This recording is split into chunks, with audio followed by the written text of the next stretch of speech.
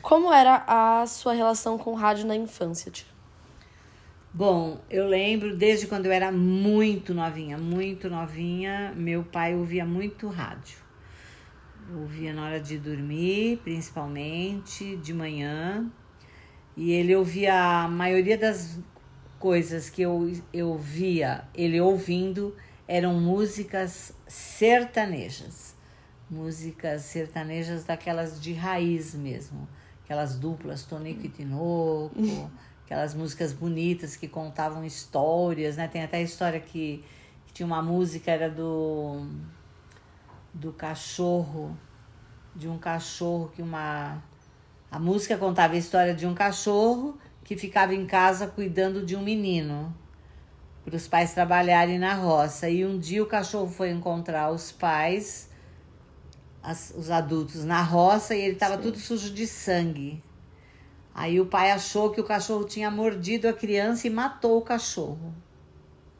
E foram para casa ver a criança. E chegou lá, tinha uma onça morta do lado do menino. O cachorro tinha defendido o menino, matando a onça, e tinha ido lá chamar os pais. E aí os pais chegaram e ficaram inconsoláveis, né? Porque tinham matado o cachorro que protegeu a criança. Que protegeu a criança. Isso marcou muito a minha infância, as músicas que meu pai ouvia. E o aparelho que ele ouvia era em casa sempre, mais no carro? Não, a minha memória lembra de em casa mesmo. Ele sempre teve radinhos elétricos e de pilha, sempre em casa. Claro que mais pra frente tinha rádio nos carros, mas aí eu já era adulta. Certo. E a senhora sempre tocou muitos instrumentos, você sempre foi meio desse meio artístico, né? Você pintava, eu lembro de ver os quadros, o vô também pintava. Você ouvia alguma coisa? Eu sempre gostei de pintar de madrugada. Eu me recolhia lá num lugar que era tipo um porão na casa, que não atrapalhava quem estava dormindo. Sim. E aí, às vezes, eu ouvia rádio, ouvia música, mas aí eu já era mais adulta um pouquinho. E eu gostava de ouvir música MPB, música clássica. Eu não ouvia música sertaneja, apesar de que eu gosto até hoje da música sertaneja. Mas eu gosto da música sertaneja de raiz, aquela que meu pai ouvia, não esse sertanejo moderno agora, não. Mudou muito a forma como a gente consome rádio nos dias de hoje. Muito mais em carro, ou alguém põe, tipo, na TV, a senhora põe. Do que você mais sente falta de antigamente, como você ouvia antes? Na verdade, eu não sinto falta do rádio ou da forma como eu acesso. Porque eu tenho televisão, né? Quando você chegou aqui mesmo, eu estava ouvindo música pela TV. Eu tenho um rádio, relógio no quarto, que eu não tenho esse hábito, mas de manhã, alguma vez ou outra, esporadicamente, eu ouço lá uma notícia, mas eu não tenho esse hábito. Eu ouço no rádio do carro, mas nada disso me faz falta, porque hoje a tecnologia faz com que você tenha acesso a um rádio para música ou notícias de várias formas.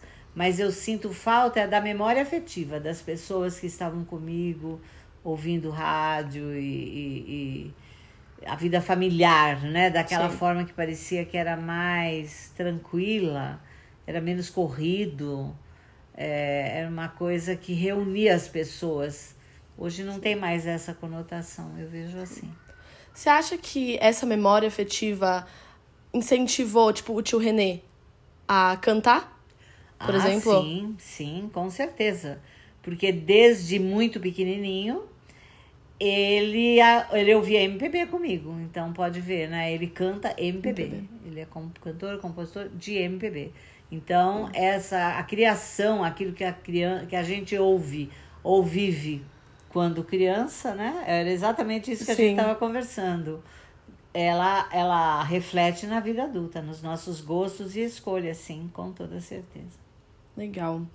E a senhora falou, quando a gente estava conversando sobre as perguntas, de jingles. Sim.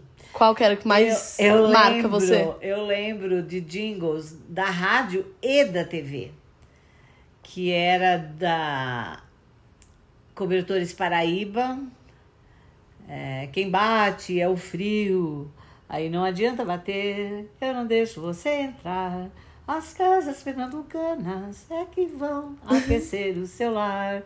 E era com Cobertores Paraíba, e eram as casas pernambucanas, e outros também, que eu lembro.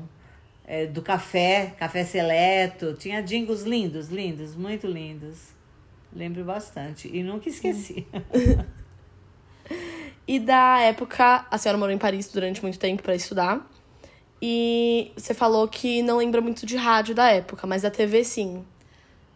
Porque eu morava na cidade universitária e nós tínhamos televisão dentro do quarto, né? Eu lembro até de uma notícia que me marcou, que eu vi pela televisão. Inicialmente, né? Como você não domina totalmente o idioma, em época que você...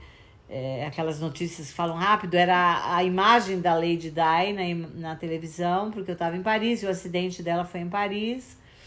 E então a gente assistia o noticiário para ver se tinha alguma coisa importante, e esse dia assim ficou gravado, porque eu e a minha colega de quarto, nós saímos e fomos até o local do acidente, estava lá cheio de reportagens e tudo.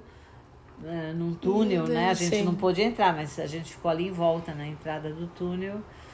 Foi esse acidente com a Lady Di, que ceifou a vida dela e do companheiro dela. Agora, eu também via muitos outros programas de televisão que eu gostava muito, que é de perguntas e respostas sobre conhecimentos gerais. No Telesonc, que era uma das TVs francesas. Inclusive no Brasil depois eu tinha essa TV no meu pacote e eu assisti um pouco para treinar o meu francês também, né? Sim. Agora, tinha outro recurso que eu gostava, porque eu gostava de músicas francesas. Então eu tinha fitas cassete, né? Não é rádio nem televisão, sim, mas é uma gravado, mídia, né? Gravado. Então eu tinha fitas com as músicas que eu gostava e que também me faziam estudar para entender o idioma e tudo mais, né? Isso aqui ou lá? Eu tinha lá já. E aí a senhora trouxe para cá. Você vê alguma diferença da TV brasileira e da TV francesa da época, né? Olha, eu acho que uma copia muito a outra. Eu acho que as inovações acontecem lá fora. E os empresários da televisão no Brasil, eles trazem vários tipos de programa. Copiam os formatos de programa, né? Programa de musicais, programas de calouros, programas de perguntas, esse tipo de pergunta. Eu vejo muito isso. O que já tinha lá é que aparecia aqui depois. Entendi. E você ouve muito podcast? Olha, você ouve algum podcast? Essa coisa de podcast é bem mais moderna, né? Eu ouço alguns podcasts, mas eu não vou atrás de podcast. Eu não vou atrás. Inclusive, como psicanalista, eu fui convidada para participar como entrevistada em podcast. Eu nunca aceitei ainda, não sei se um dia eu vou aceitar, até talvez por falta de tempo nessas oportunidades, mas o podcast, às vezes ele me interessa alguma parte dele, não todo. Sim. Talvez seja um momento meu da minha vida. Eu não tenho muita paciência para ouvir muita coisa que não me interesse, vamos dizer. Então, assim, se alguém me manda e fala, pontua, olha, esse podcast tem algo que eu acho que você vai gostar, ou então é tal pessoa que eu admiro, aí eu vou dar uma olhadinha. Mas tem podcast muito longo, eu dificilmente escuto inteiro. Eu vou atrás daquilo que... Eu paro onde me interessa, senão eu passo para trás. O podcast não é algo que faz a minha cabeça, porque tem muita manipulação, né? É claro, tudo tem um recado por trás de qualquer mídia, de qualquer Sim. formato de mídia. Então, não é algo que faz a minha cabeça, mas Sim. é claro que eu dou o devido valor, porque é uma forma de comunicação muito atual também, né? Sim. É moderna mas são muito longas pro meu gosto, para falar a verdade. E tem muita coisa no meio. Propagandas, anúncios. E também, às vezes, por exemplo, tem coisas que não me interessam mesmo no Sim. conteúdo. Então, dificilmente eu escuto uma de cabo a rabo, sabe? Tipo Sim. assim, tem podcast de 1h30, mais 2 horas, a pessoa... Aí não dá, porque eu não tenho muito tempo, né, disponível também. Então, eu dou uma passadinha em alguma coisa ou outra, mas não tenho o hábito de ir atrás, não. Então, os temas de podcast geralmente são sobre gostos da senhora, não como... Existem muitos podcasts de notícias. Por exemplo, não vou atrás de notícia, Sim. não vou atrás de política, não vou atrás de coisas que eu considero menos importante, por exemplo, moda, marcas, novidades, né? Uma bolsa famosa para mim, essas coisas não. Tenho alguns assuntos que me levam a ouvir, que seria coisas ligadas com a saúde emocional, psíquica, psicológica, que é conteúdos de psicologia, de psicanálise principalmente, assuntos que sejam ligados com o cristianismo, de estudo bíblico eu gosto, e às vezes alguma coisa específica de alguém que me chama atenção, por exemplo, Sim. né? Que nem agora aparece muita coisa do Trump. Ele, pra mim, eu tô conhecendo um outro lado dele que eu não conhecia. Então, alguma coisa eu paro e vejo, mas eu não vou ver tudo, nem ouvir tudo, nem vou atrás e nem nada. É muito pontual isso pra mim. Então, isso já leva às perguntas da TV. A senhora assiste jornal, normalmente? Então, antes da pandemia, eu diria que eu assistia o normal do dia a dia de uma família. Sim. Né? Um horário de um jornal das 6, ou das 7, ou das 8, você se inteira e tal. Na pandemia, a coisa ficou muito focada em tudo que dizia respeito à Covid, à pandemia, aos países, ao comportamento e aos enterros, tal. A gente estava preso em casa, eu assistia dia e noite, direto. Pós-pandemia, eu me desliguei um pouco desses noticiários, principalmente em época de política. Sim. Né? Eu conheço os candidatos, eu tenho minha opinião formada, mas eu não tenho interesse em ficar ouvindo aqueles blá, aquelas coisas todas, que eu chamo de promessas, né? E não tenho muito interesse, não. E agora também tem um jornalismo de sensacionalismo, que eu também não acho que é legal pro emocional. Sim. Claro que a gente sabe, né? Porque também é impossível você não ficar sabendo de nada, porque eu trabalho com celular nos meus atendimentos e as pessoas também comentam. E quando eu tenho interesse em saber alguma coisa, eu ligo a televisão, eu vejo aquilo e já saio. Eu uso a televisão hoje. E teve uma época que eu assistia muita série. Né? A pandemia me despertou para a série. Antes da pandemia eu não via nada disso. E filmes e tudo mais. Na pandemia eu passei a assistir, mas eu também voltei para o meu equilíbrio. Se eu tenho vontade, interesse e tempo, eu vou atrás de alguma coisa, mas eu não sou compulsiva para nada. Nem para filme, nem para série. Se alguém fala de uma série e eu gostaria de saber, né? Por exemplo, no meu trabalho, converso com pessoas e às vezes elas falam, sabe aquela série? Tô assistindo, olha, mas aí eu vou procurar saber da sinopse, Sim. do que se trata para poder trabalhar com aquilo, com aquela questão, com aquele conteúdo. Mas eu não tenho encontrado muita necessidade de me distrair com as séries. Eu estou aproveitando meu tempo de outra forma. Eu vejo a televisão como uma distração. E eu não tô querendo me distrair dos meus focos. E como tem tudo isso que eu falei, esse sensacionalismo, ou política, ou... Então eu tô assim bem limitada. Ligo a televisão poucas vezes para poucas coisas. Mais para música atualmente. Certo. Causa mais um afastamento, né? Tipo assim, como eu trabalho bastante e cuido da casa, eu não tenho muito tempo para sentar. E toda vez que eu falo, vou ver um jornal para ver uma novidade, é uma coisa que é muito extensa. Eu ouvi muita coisa que eu não quero ver em função de esperar uma coisa que eu quero ver. Então eu pesquiso no celular, né, através do celular, Sim. ou enfim, eu vou direto àquilo que eu quero saber. Eu não fico vendo coisas que eu não quero ver no meio de um noticiário, inclusive a propaganda, para chegar até onde eu liguei a televisão para saber sobre isso. Sim. Então eu prefiro uma pesquisa mais objetiva no Google. Então assim, eu tenho usado muito pouco a televisão mesmo. Quando eu ligo, às vezes, para alguns programas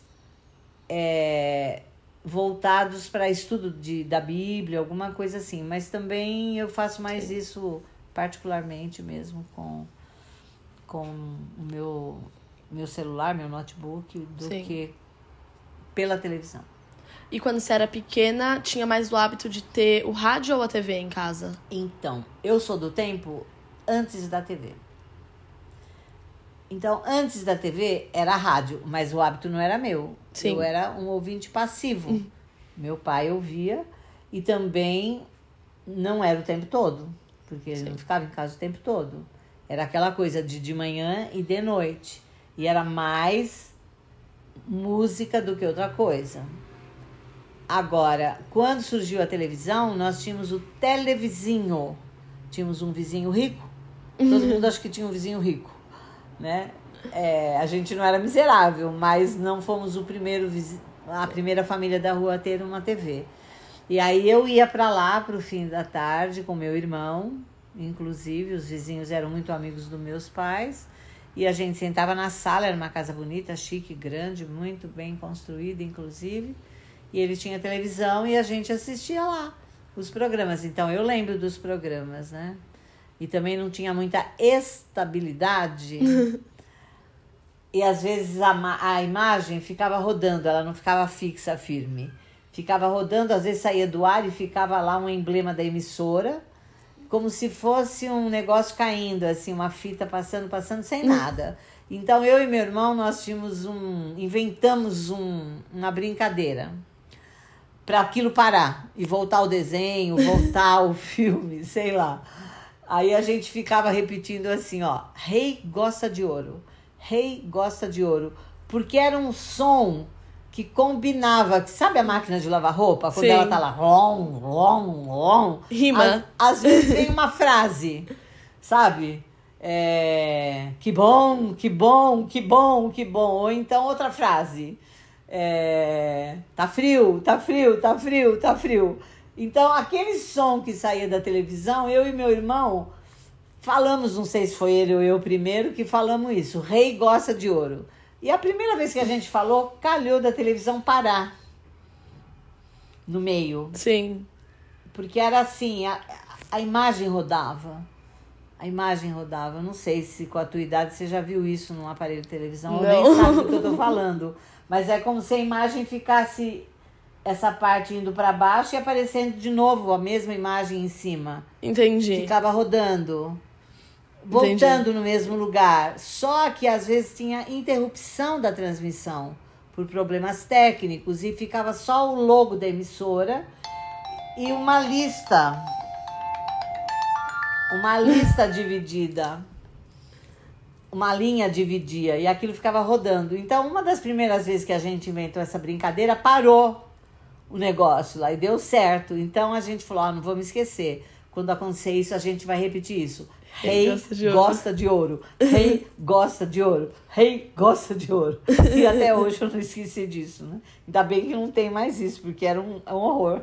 E tinha programas que não me deixavam ver. As novelas da TV Tupi. Tinha novela que o dono da casa falava assim, fecha o olho, ou então, vai lá pra cozinha, daqui a pouco você volta. E a ter cena do quê? Às vezes um beijo, um abraço, não era nada do que a gente vê hoje, né? Nada. Era algo muito, muito sutil, muito menos, né? Muito menos. Mas não deixavam a gente ver. Isso intrigou um pouco, né? Até, porque falava, por que eu não posso ver, né? Sim. Mas era assim. Eu tenho boas memórias também afetivas dessa casa, desse casal, desse pessoal. Já morreram quase todos. Eu tenho amizade com 2 dos garotos, que inclusive são mais novos do que eu ainda. Então deve estar na casa dos 50, os 2, na faixa dos 50 anos. Que eram netos desse casal que tinha lá essa primeira televisão da rua. E nós tínhamos muita sorte, porque não era todo mundo da rua que ia. Meus pais que eram bem próximos deles. Então foi o primeiro contato com a televisão. Mas o meu pai não demorou muito para comprar uma televisão, não. Ele comprou, sim. E é isso. Era naquela rua que era a casa do vô? Isso, na Taquaxiara, era lá. Era aquela casa da frente? Era em frente, mas um pouquinho mais para baixo. Que agora ela não existe mais, a casa.